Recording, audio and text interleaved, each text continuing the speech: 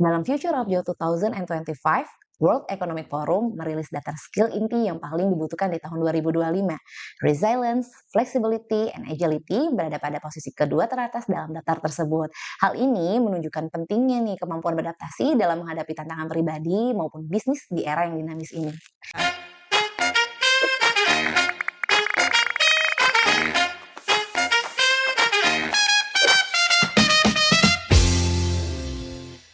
Selamat datang di IFG Talk Podcast, sebuah podcast yang akan menjadi ruang belajar dan bertumbuh bagi insan IFG dan pendengar publik yang selalu ingin lebih baik dari hari ini.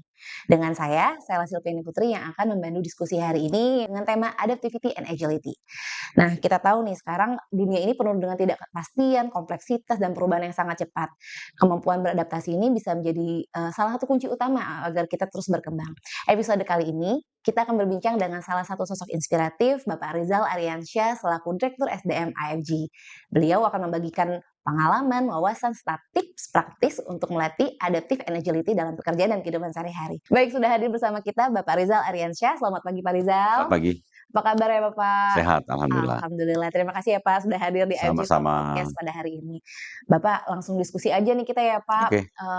Kan tadi disebutkan dalam World Economic Forum, adaptive and agile itu merupakan salah satu kunci yang penting di dalam menghadapi tantangan.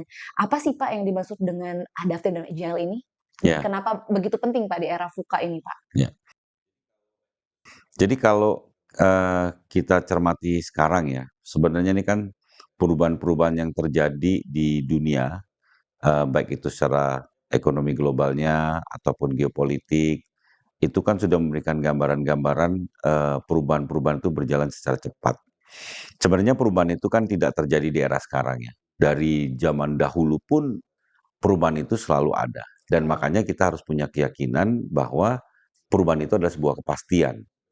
Nah, karena itu sebenarnya kalau tadi disebutkan Mbak Sela ada era VUCA ya, Betul, itu volatile, kemudian uncertain, kemudian complexity dan ambigu. Ini kan terminologi yang terjadi dibuat oleh literatur saat ini.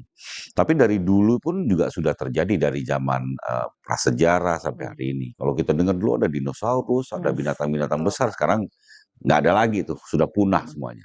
Bahkan kita pernah dengar ada namanya industri Kodak gitu kan ya, kamera dulu ada, dulu terkenal, sekarang nggak ada juga gitu. Betul, Pak. Jadi kalau kita lihat akhirnya kita harus memang menyimpulkan dan meyakini yang pasti itu adalah perubahan itu sendiri. Nah, karena perubahan itu adalah kepastian, maka kita selaku human being as manusia itu ya memang harus punya kemampuan untuk beradaptasi dan agile terhadap perubahan itu sendiri. Dan ini sebenarnya adalah sifat kodrati yang sudah dijalani manusia secara berabad-abad gitu. Sebenarnya ini bukan hal yang baru gitu. Hanya kadang kita sendiri lupa bahwa kita itu memang harus selalu melatih diri kita untuk bisa adaptif dan agile. So, apa sih adaptif dan agile itu? Adaptif itu kan sebenarnya sebuah kemampuan di dalam diri kita untuk mampu menyesuaikan dengan perubahan yang lingkungan di luar diri kita.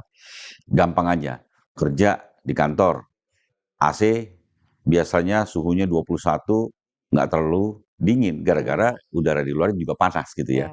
Tapi kemudian ketika udara di luar mendung, AC 21 itu akan terasa sangat dingin. Akhirnya bagaimana cara kita beradaptasi, menyesuaikan? Mulai minum air putih hangat, atau teman-teman mulai pakai jaket di kantor kan, ada yang pakai sweater lah, dan sebagainya. Itulah cara-cara sederhana untuk melihat bagaimana teman-teman melakukan penyesuaian dan adaptasi terhadap lingkungan. Kemudian agile. Agile itu adalah dua hal yang penting adalah kemampuan kita untuk mampu merespon perubahan itu sendiri. Nah, kalau kita tidak punya keyakinan bahwa perubahan itu pasti ada, maka kita tidak akan punya kemampuan akan merespon. Dan agile itu juga punya kata kunci lainnya, merespon dengan cepat. Nah, kemampuan untuk merespon dengan cepat inilah terhadap perubahan lingkungan itu yang juga penting untuk kita miliki. Nah, karena itu sebenarnya kita itu diberikan kemampuan untuk melakukan perkiraan, memprediksi. Nah, kemampuan memprediksi ini yang harus kita menyiapkan diri kita, sehingga kita itu nantinya mampu untuk melakukan persiapan sehingga kita itu akan mampu merespon dengan cepat. Nah, jadi adaptasi, agility itu adalah kemampuan untuk menyesuaikan diri dan kemampuan merespon dengan cepat. Tapi itu adalah sesuatu yang sangat-sangat tergantung dalam diri kita untuk bisa melatih dan membiasakan diri dengan memiliki, 2 perilaku tadi, adaptive dan agility. Baik, Pak. Menarik sekali ya, Pak. Jadi memang, adaptive and agility ini merupakan kunci utama kita ya, Pak, untuk siap Ya, menghadapi perubahan. Oke, Pak. betul. Untuk, dalam organisasi ini, Pak, untuk mensukseskan transformasi dalam IFG ini, apa sih, Pak, peran adaptive and agile ini kita terapkan di perusahaan? Ya. Kalau kita lihat ya kan perkembangan bisnis, perkembangan ekonomi makro, perkembangan industri, bahkan perkembangan teknologi itu kan sangat cepat sekali. Jadi, kita sudah memastikan bahwa di dalam organisasi kerja kita, pada saat kita masuk masa perencanaan untuk menyusun rencana jangka panjang, dan kemudian secara tahunan kita menyusun rencana kerja, RKP, kita sebenarnya, harus meyakini bahwa perubahan-perubahan itu adalah hal yang pasti, sehingga ada hal yang kita siapkan bahwa planning kita juga harus memiliki flexibility. Kedua, people, orang-orang yang ada untuk menjalankan planning itu adalah orang-orang yang kita siapkan untuk selalu mampu beradaptasi dan mampu untuk merespon dengan cepat perubahan-perubahan itu sendiri. Nah, karena itu faktor people itu menjadi penting, tapi people ini kalau nggak ditambahkan faktor kompetensinya, nggak ditambahkan tentang budaya kerjanya, ya itu akan sulit mereka merespon terkait dengan adanya perubahan-perubahan. Nah, yang kita siapkan memang sekarang adalah membuat orang-orang dan budaya perusahaan itu untuk mendukung orang-orang dan insan-insan yang bekerja dalam sebuah perusahaan itu memiliki mindset yang terbuka. Iya. Karena perubahan itu terjadi di luar diri kita. Nah, kalau diri kita tertutup, mindset kita tertutup, tidak open mind, yang terjadi adalah kita sebenarnya resisten terhadap perubahan itu sendiri. Oke. Nah, karena itu kita bangun orang-orang kita itu people untuk bisa mempunyai mindset yang terbuka dengan semua perubahan.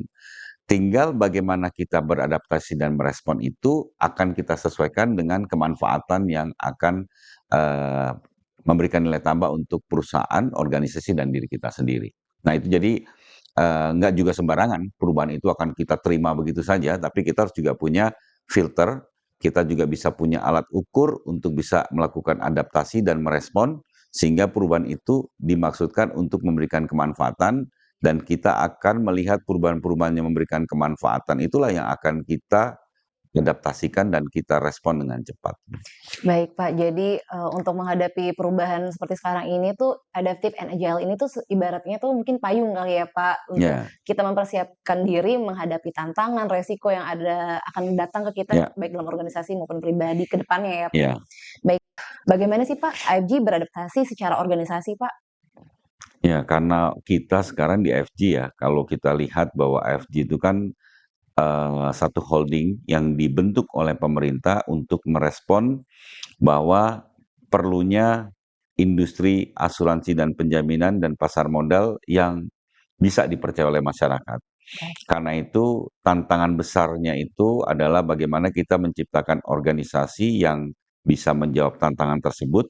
Tentunya organisasi yang dibangun adalah organisasi yang punya fungsi-fungsi untuk menampilkan wajah manajemen risiko yang kuat, kemudian adaptif terkait dengan perubahan industri, dan yang tidak kalah penting adalah sebuah organisasi yang membangun alignment dengan organisasi yang ada di bawah holding itu sendiri.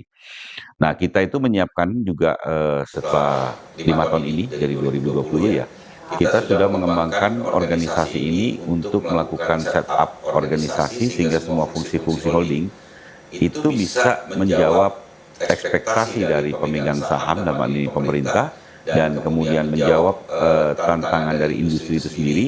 Tapi kita juga membangun manajemen risiko yang kuat dan memberikan ruang kerja yang sangat terbuka untuk bisa membangun adaptif dan agility itu sendiri. Nah, itu kan kendaraannya. Sekarang adalah orang-orangnya.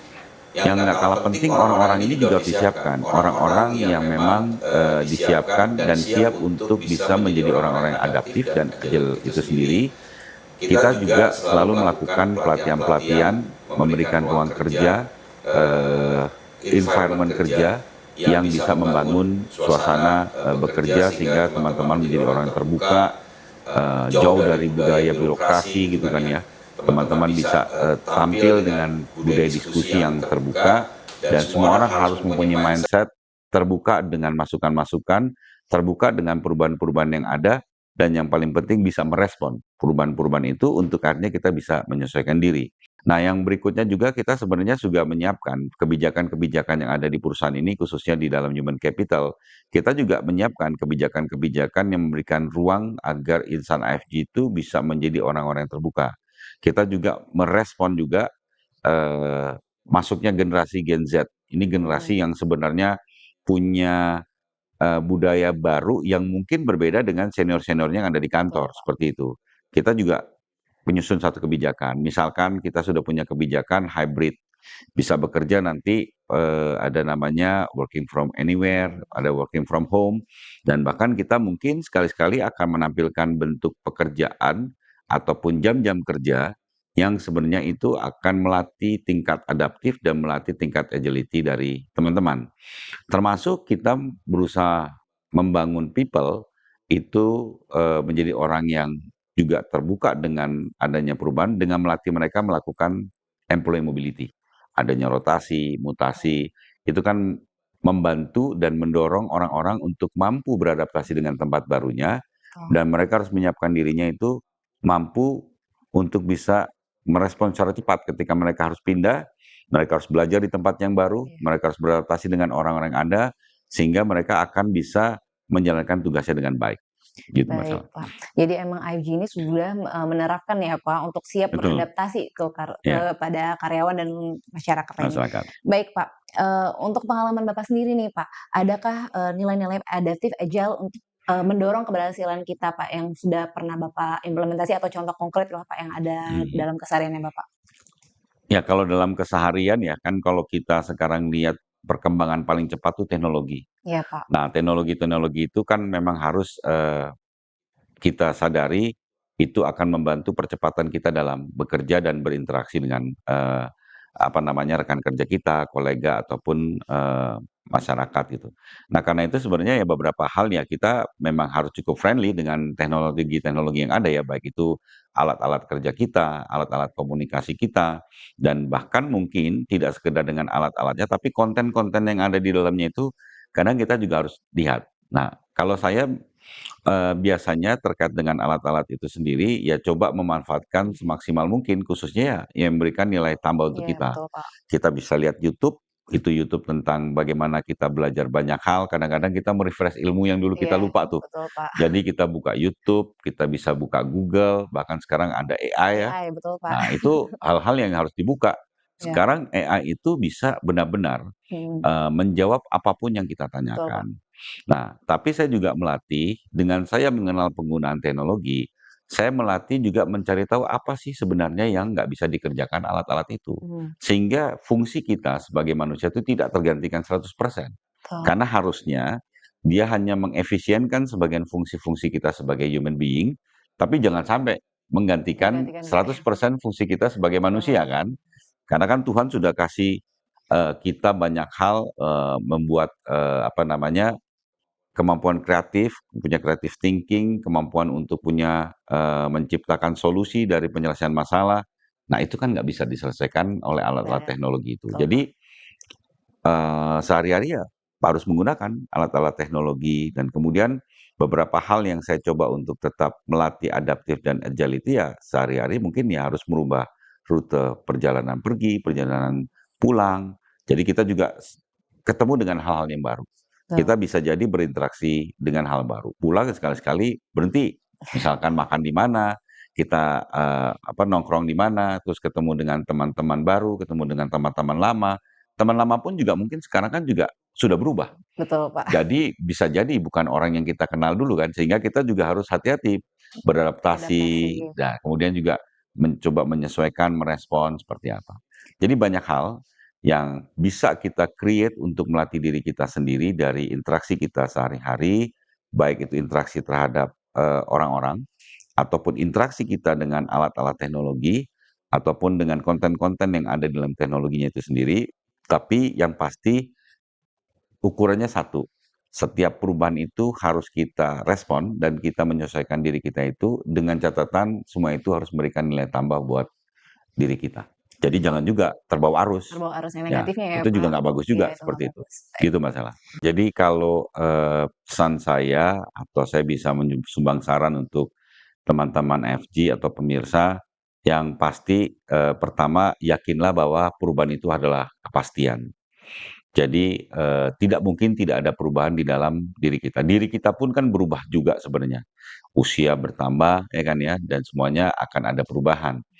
Jadi kalau kita tidak memiliki keyakinan atas perubahan, itu kita sebenarnya sudah menjauhkan diri kita dari kodrat, Iya, menurut saya. Karena perubahan itu sudah ada terjadi sejak berabad-abad lalu, sejak manusia itu, Nabi Adam diturunkan ke bumi, kemudian terjadi iya, perubahan-perubahan, alam dan manusia itu sendiri. Bahkan dulu kalau kita tahu dari, literatur yang ada hewan dinosaurus, sekarang nggak ada. Itu iya, kan gambaran-gambaran perubahan. Kita tahu dulu ada, namanya Kodak gitu ya, iya, Pak. sekarang jadi nggak ada. Dulu ada Nokia, sekarang Iya, nggak ada. Ada BlackBerry, jadi nggak ada. Jadi itu banyak hal yang sebenarnya dari dulu sudah karena itu yakinlah perubahan itu adalah suatu kepastian. Yang kedua, sebenarnya kita itu harus, eee, melatih diri kita. Kalau kita meyakini perubahan itu ada, maka apa sih yang harus kita siapkan dalam diri kita sehingga kita itu mampu untuk, menyesuaikan diri dengan perubahan. Nah tadi, 2 hal yang penting itu adalah agility dan adaptif. Nah agility tadi adalah kemampuan kita untuk mampu merespon dengan cepat sehingga kita menjadi orang yang lincah di dalam perubahan itu sendiri. Nah yang kedua adaptif, itu adalah kemampuan kita untuk bisa menyesuaikan diri kita sehingga kita itu akan mampu untuk segera menyesuaikan diri dengan perubahan dan kemudian ikut dalam perubahan yang tidak dalam konteks terbawa arusnya. Tapi kita ikut di situ dan sebisa mungkin kita itu selalu memberikan kemanfaatan di dalam perubahan itu sendiri. Nah, yang berikutnya adalah kemampuan diri kita untuk melatih, untuk kita bisa menjadi orang-orang yang agile, orang-orang yang adaptif, bisa dilakukan dalam aktivitas kita sehari-hari, bisa juga dilakukan melalui alat-alat teknologi, bisa juga melalui aktivitas-aktivitas kita berolahraga dan sebagainya. Dan jangan pernah teman-teman itu tidak mau melakukan perubahan-perubahan diri di dalam setiap interaksi sehari-hari.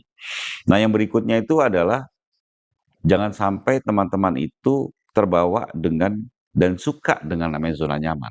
betul, Pak. Zona nyaman itulah satu zona yang kemudian membuat kita merasa nyaman, yang membuat diri kita seakan-akan kita itu dalam keadaan baik-baik saja. Iya, Padahal itu adalah silent killer.